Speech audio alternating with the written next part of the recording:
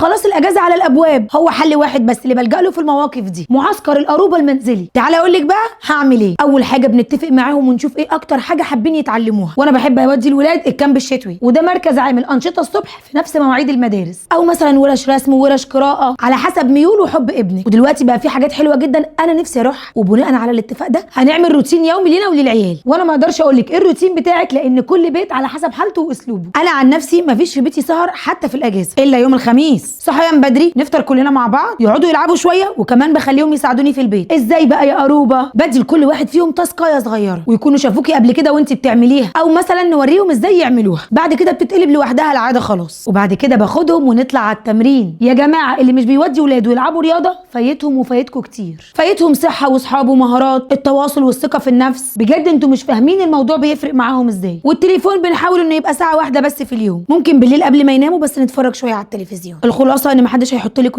روتينك على حسب حالتك، المهم انك تبقي منظمه وقتك ومثبته حاجات تتعمل كل يوم بانتظام. قولوا لي بقى في الكومنتات انتوا ناويين تعملوا ايه في الاجازه مع اولادكم.